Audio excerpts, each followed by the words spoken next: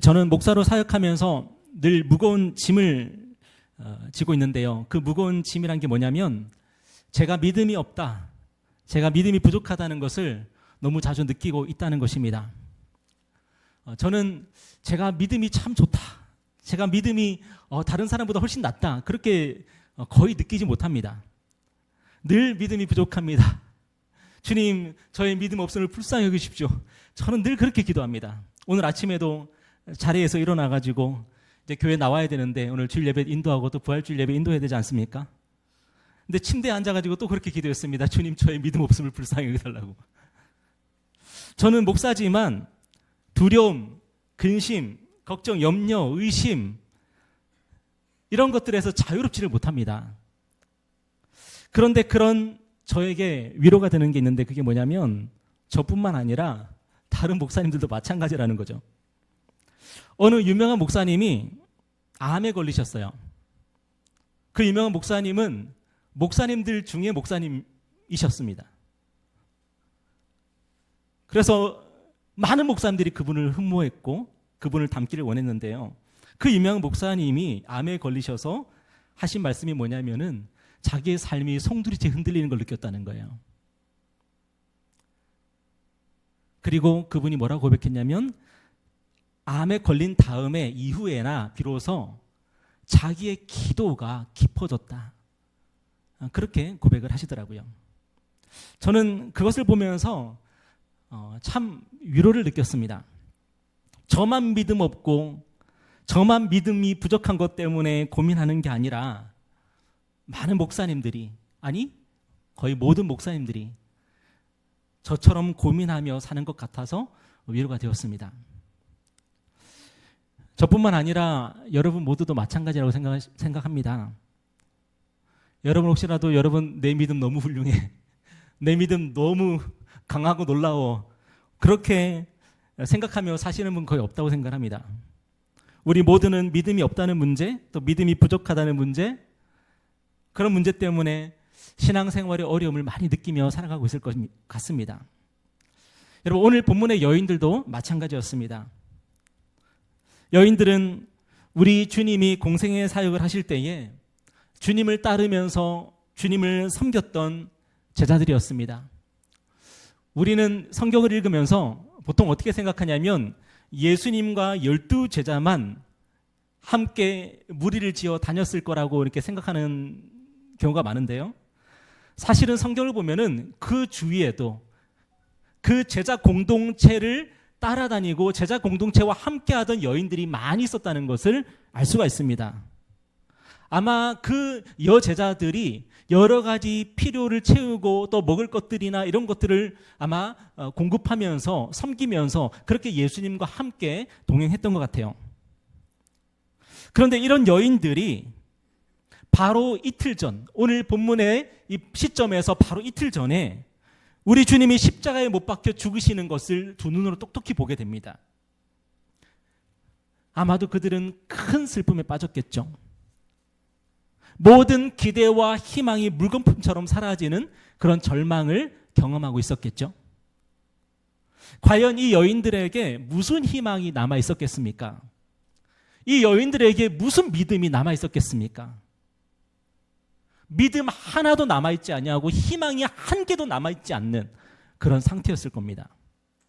그런데 이들이 지금 어디를 향하고 있냐면 우리 주님의 무덤을 향하고 가고 있습니다. 그리고 이들이 주님의 무덤을 향해 가고 있는 이유는 딱 하나입니다. 부활하신 주님을 만나기 위해서가 아닙니다. 주님을 예배하고 경배하기 위해서 가는 게 아닙니다. 주님의 죽음을 슬퍼하기 위해서 가고 있는 겁니다.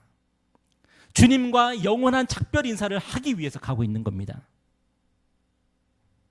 저와 여러분과 그렇게 다르지 않다는 것입니다. 그런데 오늘 성경이 우리에게 증가하는 중요한 한 가지가 있는데 그게 뭐냐면 이 여인들이 주님께로 가고 있다는 것입니다. 그들이 무엇을 느끼든, 그들이 어떤 감정을 가지고 있든, 그들이 무슨 생각을 하고 있든 지금 그걸 살피자고 하는 게 아니라 이 여인들이 주님을 향해 가고 있다는 것입니다. 여인들은 희망도 없고 믿음도 없는 사람들이었는데요. 그런 여인들이 오늘 성경이 증거하는 게 뭐냐면 여인들이 주님께로 가고 있다는 것입니다. 여러분, 그래서 오늘 성경이 우리에게 증거하는 것은 이 여인들이 가졌던 믿음이나 어떤 소망을 얘기하는 게 아닙니다. 이 여인들이 슬퍼했든 절망했든 낙심했든 주님을 죽은 그 모습, 죽은 그 시체를 보러 갔든 중요한 것은 여인들이 주님께로 가고 있었다는 것입니다. 저는 오늘 본문을 통해서 한 가지 희망을 발견하는데요. 그게 뭐냐면 저의 믿음은 지금도 한없이 부족하고 형편없는데요. 그래서 낙심할 때도 많고 절망할 때도 많은데요. 그럼에도 불구하고 제 삶의 방향은 어디를 향하고 있나 생각을 해봤을 때에 여전히 저는 예수님께로 향하고 있는 것 같습니다. 그래서 저는 오늘 아침에 일어나서 침대에 앉아서 주님께 기도를 했습니다. 제가 초등학교 때 어머님께 크게 꾸중을 들은 일이 있었는데 뭐 때문에 꾸중을 들었는지는 기억이 안 나요. 그런데 저는 반성하기는커녕 어머니께 삐져가지고 방에 들어가서 방문을 걸어 잠갔습니다. 그리고 마음으로 결심을 했습니다. 오늘 밥 안 먹을 거야. 아니, 영원히 밥 안 먹을 거야. 어머님께서 차려주시는 밥을 거부할 거야. 그런데 저녁이 되고 어머니께서 상을 차려주시는 소리가 들리기 시작했습니다. 그러자 저의 배에서 꼬르륵 소리가 나기 시작했는데 동시에 저의 결심도 무너졌습니다. 드디어 어머니께서 구야 밥 먹으러 온나 하셨는데 저는 반사적으로 하면서 방문을 열고 나가서 식탁에 앉았습니다. 여러분, 자식이 왜 자식이죠? 부모님과 아무 문제가 없어서 자식일까요? 부모님과 갈등이 없고 부모님이 밉지도 않고 부모님과 싸우지도 않아서 자식일까요? 자식이 자식인 이유는 밥 먹을 때가 되면 부모님이 차려주시는 식탁에 가서 앉기 때문에, 그래서 자식이라고 생각을 합니다. 오늘도 우리는 많은 믿음의 시련을 겪습니다. 예수님을 믿으면은 그저 평탄하고 안락한 삶이 있을 거라고 기대했다가 그 기대가 허물어지고 나면 우리는 낙심하고 절망하고 때로는 하나님이 밉습니다. 오늘 본문의 제자들도 마찬가지였죠. 그리고 교회 역사상 그저 평탄하고 안락하게 주님을 믿고 섬겼던 사람은 아마 없을 겁니다. 왜냐하면 우리 주님은 반드시 우리의 믿음이 자라도록, 우리의 믿음이 견고해지도록, 그리고 우리의 믿음이 진짜 믿음이 되도록 우리에게 연단과 훈련의 과정을 허락하시기 때문입니다. 그래서 우리의 믿음은 수없이 흔들리고 수없는 겨울을 맞이하게 되고, 그래서 내가 진짜 믿음이 있나 없나 하는 의심까지 들게 됩니다. 저와 여러분이 반드시 예수를 믿고 나면 해야 되는 경험이 있는데 그 경험은 광야의 경험입니다. 우리 모든 사람들이 다 그 광야를 겪어야 됩니다. 그런데 중요한 것은 뭐냐면 주님이 우리를 붙들어 주시는 것이고 주님이 우리의 삶의 방향을 주님께로 이끌어 가신다는 겁니다. 분명히 지금 나는 주님을 원망하고 있고 주님을 미워하고 있고 주님에 대한 어떤 기대와 소망도 없는데, 그런데 나는 지금 주님께로 걸어가고 있는 거예요. 내 삶의 방향이 주님을 향하고 있는 거예요. 우리를 위해서 저녁상을 차려주시고 주님이 우리에게 밥 먹으러 온나 그러면은 그냥 식탁에 가서 앉게 되는 거예요. 우리가 잘 아는 레미제라블의 장발장을 기억해 보십시오. 그의 인생이 어떻게 변화를 맞을 수 있었습니까? 그가 인생의 고난 속에서 우여곡절 끝에 미리엘 주교의 집으로 갔기 때문 아니겠습니까? 그리고 미리엘 주교의 집으로 가서 거기서 큰 은혜의 경험들을 하게 되는 거죠. 근데 그가 미리엘 주교의 집에 갈 때 무슨 기대와 소망이 있었겠습니까? 여전히 낙심하고 좌절하고 절망한 상태로 갈 데가 없어서 미리엘 주기의 집에 갔는데 거기서 큰 은혜의 경험들을 하게 되는 거죠. 여러분, 오늘 저와 여러분의 미리엘 주교가 되시는 분이 누구십니까? 예수님이 바로 저와 여러분의 미리엘 주교가 되시죠. 여러분, 그러므로 비가 오나 눈이 오나 기쁠 때나 슬플 때나 희망이 보일 때나 아무 희망이 보이지 않을 때나 여러분, 주님을 향한 여러분의 삶의 방향을 돌리지 마십시오. 주님께로 나아가시고 예배의 자리로, 말씀의 자리로, 기도의 자리로 여러분 나아가십시오. 여러분의 마음에 어떤 기대와 소망이 없어도 그거는 중요하지 않습니다. 주님이 살아계시는 거 못 느끼겠어도 상관없고요. 오늘 부활주일인데 주님이 부활했다는 사실을 못 믿어도 상관없습니다. 여러분의 발이 주님께로 가고 있으면 됩니다. 여러분의 얼굴이 주님을 향하고 있기만 하면 됩니다. 주님은 여러분을 거절하지 않으실 것이고 우리가 생각지 못했던 은혜를 우리에게 베풀어 주실 겁니다. 우리가 주님께로 향해서 또 우리가 예배 자리로, 말씀의 자리로, 기도의 자리로 향할 때에 저와 여러분의 삶에 무슨 일이 일어나는 줄 아십니까? 오늘 2절에 보니까 우리 2절에서 6절 말씀 저와 여러분이 한번 교독해 볼까요? 2절에서 6절입니다. 오늘 본문의 여인들은 슬픔 속에, 절망 속에 있었죠. 겨우 그들의 발걸음이 주님께로 향했습니다. 어떤 기대와 소망도 없이 주님에 대한 미안한 마음 때문에 주님께로 나아갔던 것 같아요. 그런데 그들은 놀라운 광경을 목격하게 됩니다. 번개 같은 형상을 하고 눈같이 흰 옷을 입은, 지금 저하고 완전 반대네요. 눈같이 흰 옷을 입은 천사가 그들의 눈앞에 나타나게 된 것입니다. 그리고 천사가 여인들에게 뭐라고 말합니까? 너희는 무서워하지 말아라. 십자가에 못 박히신 예수를 찾고 있느냐? 그가 말씀하신 대로 살아나셨다. 얼른 와서 그가 누우셨던 곳을 보라.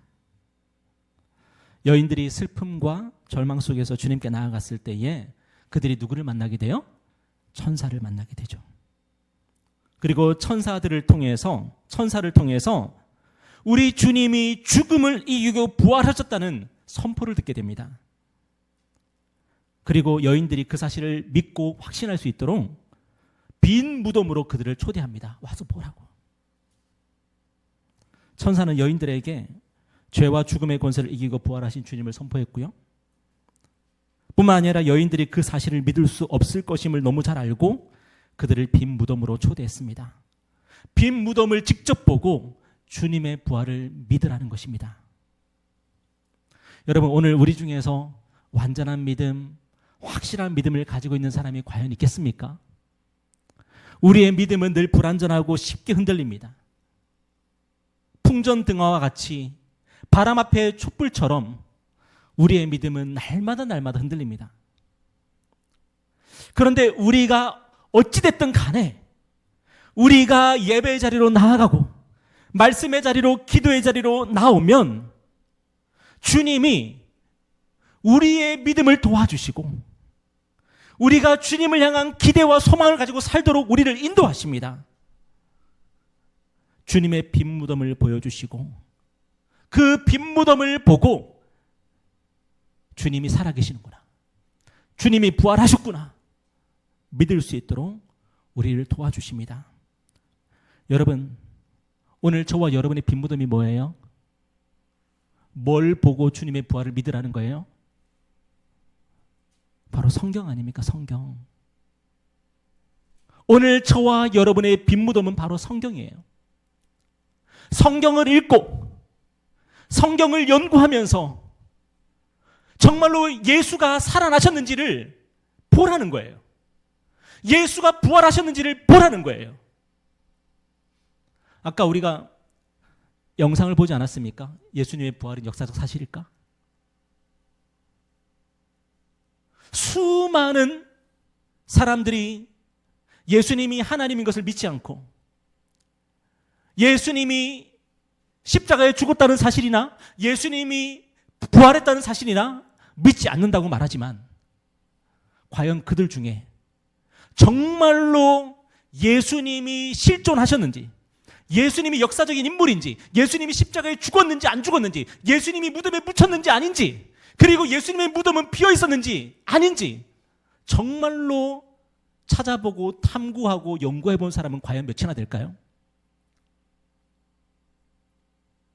아까 영상 가운데 게리 하버마스라는 유명한 철학자가 나왔는데요.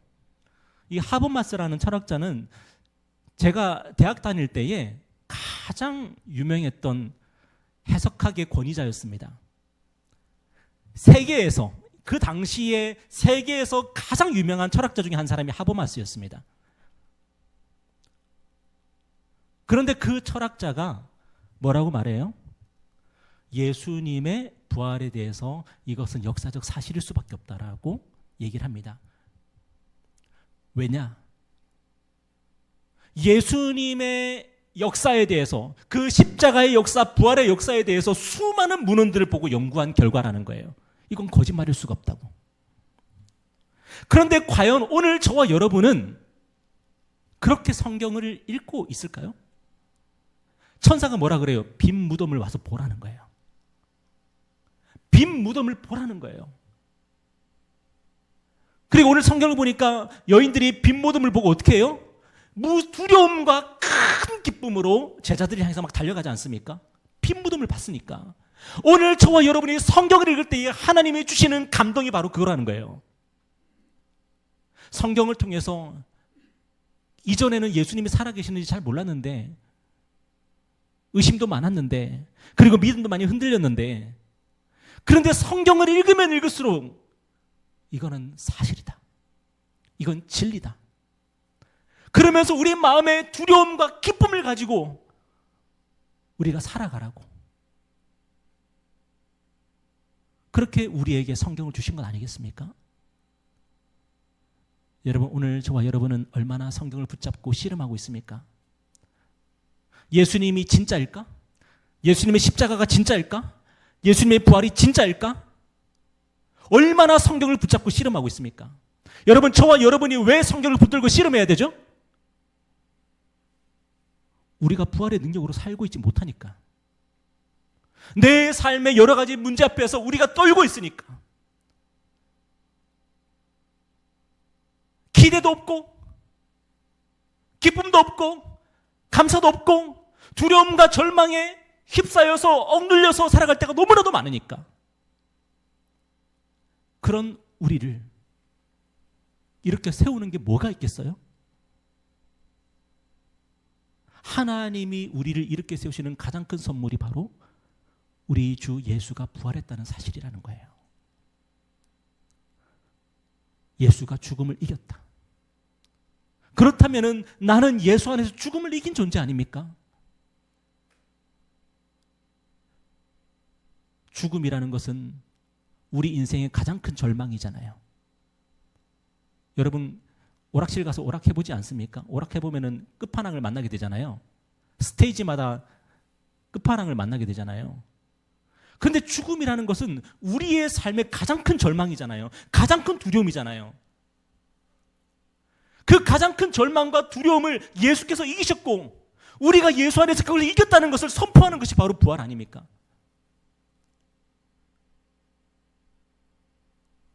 내가 죽음을 이겼다는 것, 내가 죽음보다 더 큰 생명의 능력을 가지고 있다는 것, 이것을 우리의 마음으로 믿을 때에 내 삶에 찾아오는 문제들은 다 상대적으로 작아지게 되는 거죠. 그리고 우리가 넉넉히 이겨낼 수 있는 힘이 생기는 거예요.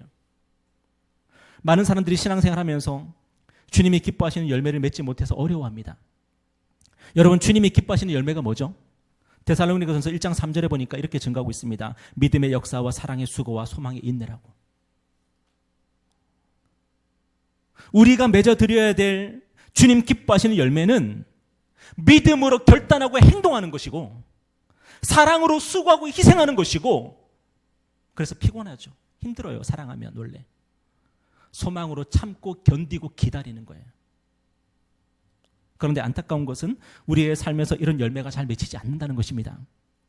그래서 사람들은 믿음과 사랑과 소망의 열매보다는 무엇으로 열매를 대체해버리냐면은 종교적인 활동으로 열매를 대체해버려요.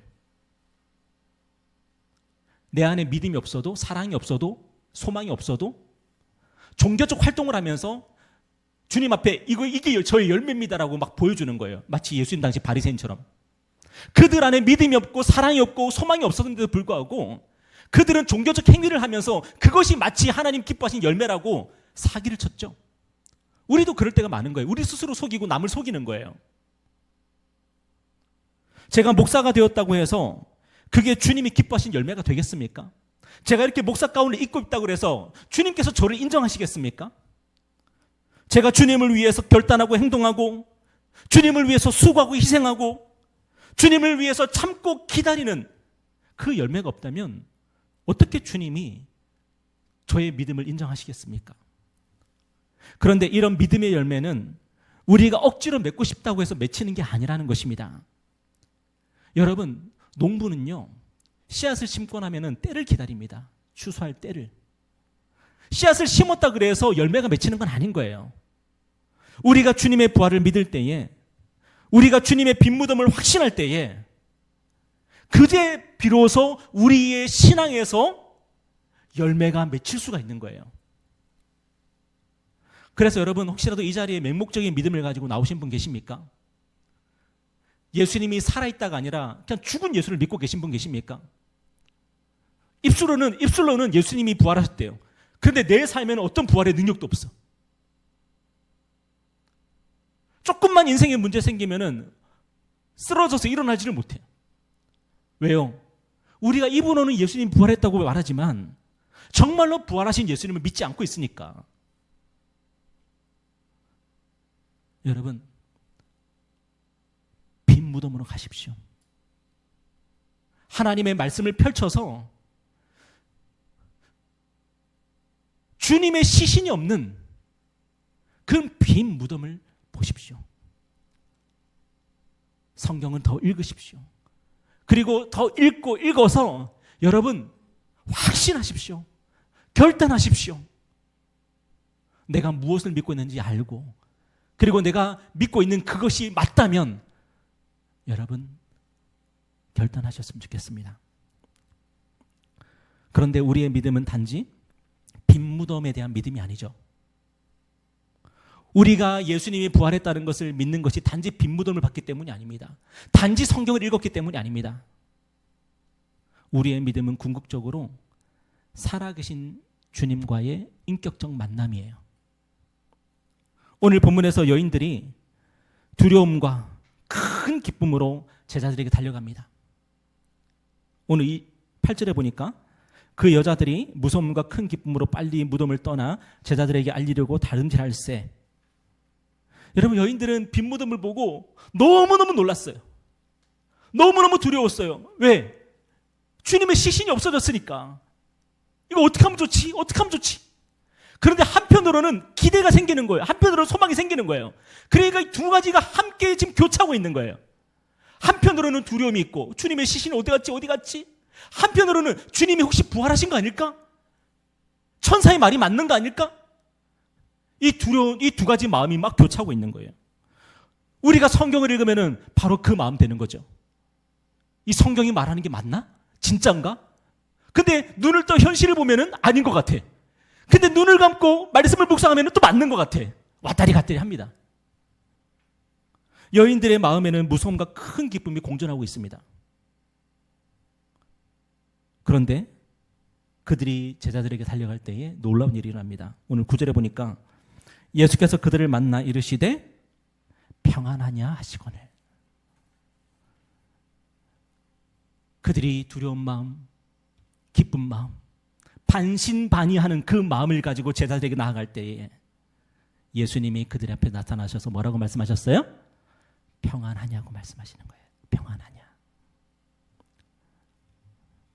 오늘 본문의 여인들은 어떤 사람들입니까?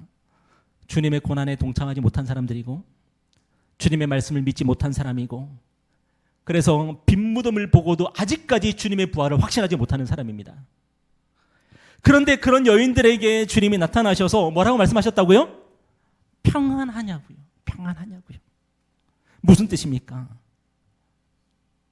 여인들의 이 실패가, 여인들의 이 부족함이, 여인들의 이 마음의 완악함이, 그들이 주님의 말씀을 믿지 못하고 주님을 의심하고 주님을 배반했던 그 모든 역사가 아무 문제가 되지 않고 있다는 거예요. 왜냐? 주님이 여인들을 위해 죽으시고 부활하셨으니까요. 여인들이 주님을 위해 죽고 부활해야 되는 게 아니라 주님이 여인들을 위해서, 그리고 오늘 저와 여러분을 위해서 죽으시고 부활하셨기 때문입니다. 그래서 예수님이 여인들에게 평안하냐고 물으시는 거예요. 여러분, 오늘 주님이 저와 여러분에게 똑같은 말씀하십니다. 평안하냐고요. 우리는 오늘 아침에 일어나서 침대에 앉아가지고 이렇게 기도합니다. 주님, 저의 믿음 없음을 불쌍히 여겨달라고. 제가 오늘 예배를 인도해야 되는데 제게 믿음이 없습니다. 주님, 제가 오늘도 예배를 인도해야 되는데 저에게 능력이 없습니다. 주님, 불쌍히 여겨달라고. 우리는 늘 그렇게 기도하고 짓눌려 있고 마음이 흔들리고 연약하여 넘어지고 우리는 그렇게 좌충우돌 하면서 우리는 살아가고 있는데, 그런 우리를 향해 주님은 뭐라고 말씀하신다고요? 평안하냐고요. 평안하기를 원한다고 말씀하시는 거예요. 왜요? 우리가 주를 위해 희생하는 것이 아니라 주님이 우리를 위해 희생하시기 때문입니다. 우리가 주님을 향한 강한 믿음을 가지고 살아야 되는 것이 아니라 주님이 우리를 신뢰하시기 때문입니다. 우리는 주님을 위해 죽기까지 순종하지 못할지라도 주님은 우리를 위해 죽으시기까지 사랑하셨기 때문입니다. 여러분, 주님과 우리 사이의 평안은 누구에게 달려 있어요? 우리에게 달려 있는 것이 아니라 예수님께 달려 있는 거예요. 예수님께 달려 있는 거예요.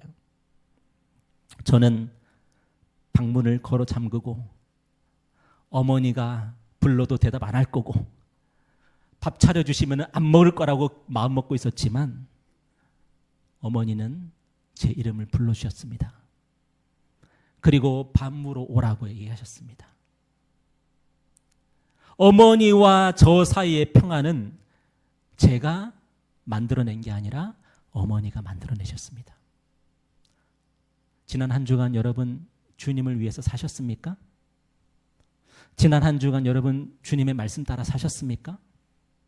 여러분 성경을 필사하시면서 여러분은 얼마나 감사하셨고 하나님을 찬송하시면서 하셨습니까? 혹시 필사하시면서 마음에서 막 욕하고 막 그런 건 아닙니까? 그런데 저와 여러분이 주님과의 평안을 지키는 것이 아니라 주님이 무한한 사랑으로 우리를 품고 계십니다.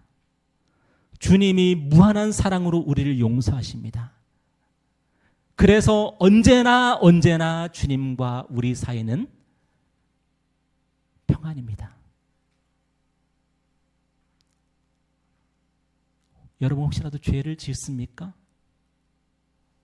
그래도 평안입니다. 여러분, 주님이 사랑하라고 하시는데 여러분은 자꾸만 미워합니까? 그래도 평안입니다. 여러분 예배 나와서 제대로 한번 예배 드리고 가고 싶은데 오늘도 또 졸고 가십니까? 그래도 평안입니다. 주님이 우리의 평안을 지켜주시고 언제나 주님이 우리에게 말씀하십니다. 평안하냐고.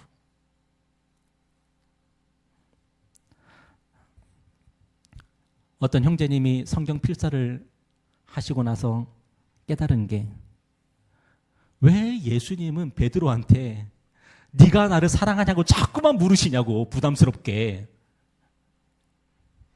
그걸 깨달으셨다 그럽니다. 아, 예수님 너무하신다. 한 번만 묻지 왜 자꾸 묻냐고.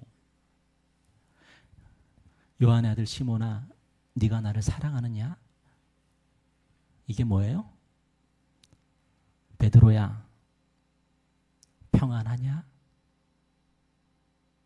혹시라도 죄책감에 짓눌리지 않니? 혹시라도 너의 순종과 너의 믿음이 실패했다고 낙심해지진 않니?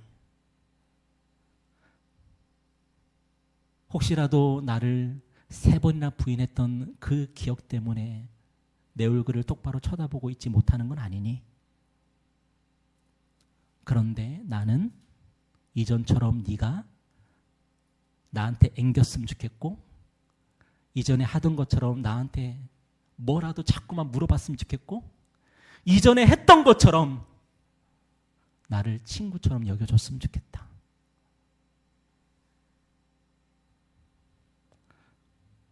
여러분, 우리의 믿음과 순종이 주님과 우리의 사이를 지켜주는 것이 아님을 기억하십시오. 주님의 신실하심이, 주님의 사랑하심이, 주님의 용서하심이 오늘도 우리를 주님 앞에 다시 세우고 있는 것입니다. 제가 이렇게 목사 가운을 입고 있는데요, 이 목사 가운은 제가 아니라는 겁니다. 하나님께서 세우신 하나님의 종이라는 의미가 있죠. 그런데 저만 이걸 입고 있는 게 아니라 사실은 여러분도 다 입고 계시는 겁니다. 여러분이 하나님 앞에 섰을 때에 여러분은 여러분의 옷을 입고 서는 것이 아니라 예수 그리스도의 옷을 입고 서는 것입니다. 그리고 예수 그리스도의 옷을 입고 우리가 하나님의 심판대 앞에 설 때에 하나님은 저와 여러분에게 말씀하실 겁니다. 평안하냐?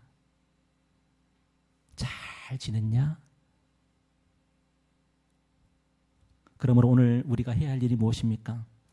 우리를 위해 죽으시고 부활하셔서 죄와 죽음의 권세에 정복하시고 우리를 죄와 죽음의 세력에서 건지신, 그리고 우리에게 평안을 물으시는 예수님을 예배하는 것입니다.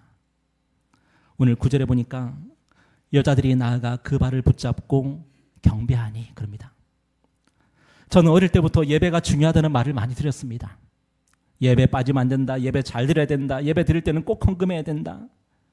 심지어 예배 드리는 이 주일이 얼마나 거룩하고 중요한 날이었는지 슈퍼마켓에도 가면 안 되는 그런 이야기를 들었습니다. 물론 몰래 많이 다녔습니다만. 여러분, 예배는 중요한 것입니다. 맞습니다. 예배는 중요한 것이고 우리가 이 땅을 살아가면서 예배만큼 중요한 게 없습니다. 그런데 여러분, 예배가 뭐죠? 경배하는 것이 무엇이죠? 예배는 예수님을 경배하는 것이고 예수님을 높이는 것이고 예수님보다 높아진 것을 낮추는 것입니다. 그런데 왜 예배가 중요합니까? 왜 예배가 중요하냐면요, 우리의 삶을 힘들고 고통스럽게 하는 것이 바로 하나님보다, 예수님보다 높아져 있는 것이기 때문입니다. 우리는 매일 어김없이 무엇인가를 하나님보다 중요하게 생각합니다. 우리는 매일매일 무엇인가를 하나님보다 더 귀하게 생각하고 하나님보다 더 높이며 살아갑니다. 그것을 전문용어로 우상숭배라 그럽니다. 어떤 사람들은 자신의 신분, 직위, 명예, 재산 등등 하나님보다 더 중요한 것들을 가지고 있습니다. 하나님보다 더 높이는 것들이 있습니다. 그런데 문제는 뭐냐면 하나님이 우리에게 우상 숭배하지 말라 그럽니다. 왜요? 그 우상은 우리를 괴롭게 하는 것이기 때문입니다. 힘들게 하는 것이기 때문입니다. 죄송하지만요, 자식 때문에 힘든 분이 계시다면 잘 생각해 보십시오. 하나님보다 나의 자녀들을 더 높이고 있진 않은지, 여러분이 무엇 때문에 고통스럽고 무엇 때문에 괴로운지 다양하겠지만 성경은 분명히 말씀하십니다. 여러분을 괴롭고 힘들게 하는 것은 사실은 여러분이 그것을 우상으로 믿고 섬기고 있기 때문이라고요. 제가 어릴 때 아들과 딸이라는 드라마를 봤거든요. 제가 한 편도 안 놓치고 봤습니다. 거기 엄마가요, 후남이하고 귀남이 중에서 딸 후남이는 쌍둥이, 둘이 쌍둥이 아닙니까? 딸 후남이는 맨날 하대하고 아들 귀남이만, 우리 귀남이 맨날 그래요. 귀남아 맨날 그래요. 남녀 차별이 얼마나 심한지. 근데 그 드라마의 마지막 결론이 뭐예요? 효도하는 게 딸이더라고요. 아들한테 얼마나 멸시를 당하는지 나중에 그 엄마의 인생이 굉장히 불행해지더라고요. 왜요? 자기가 우상으로 떠받들었던 것에 멸시를 당하는 거예요. 우상은 우리를 멸시합니다. 여러분 돈을 사랑하잖아요? 돈이 여러분을 멸시하고 우습게 봅니다. 자식을 과도하게 사랑하면요, 자식이 여러분을 멸시하고 우습게 봅니다.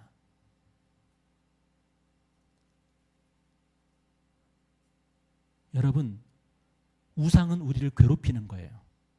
여러분은 그 우상 때문에 괴로운 거예요. 그런데 예배가 무엇이죠? 그 모든 것을 하나님 밑으로 다 낮추는 것입니다. 그리고 나를 살리고 나를 복되게 하고 나를 충만하게 하고 나를 풍성하게 하고 나를 진정 나답게 만드는 것은 하나님밖에 없다고 선포하는 것입니다. 그게 예배예요. 그래서 예배 잘 드리는 사람은요, 행복한 거예요. 주일날 예배를 빠지지 않아서 행복한 것이 아니라 내 마음의 우상들을 매 주일마다 철저하게 깨뜨리는 훈련을 하기 때문이에요. 우리 마음에 있는 그 우상들을 깨뜨릴 수 있는 분은 예수님밖에 없습니다. 그리고 예수님이 우리 인생에 나타나셔서 뭐라고 말씀하세요? 평안하냐는 거예요.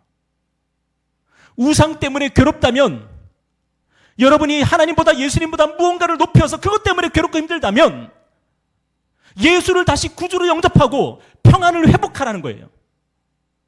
예수님만이 여러분을 멸시하지 않고 사랑하십니다. 예수님만이 여러분을 진정 무시하지 않고 용서하십니다. 예수님만이 여러분을 위해서 죽으시고 여러분을 위해서 살아나신 분이십니다. 그분만이 여러분을 인간 대접합니다.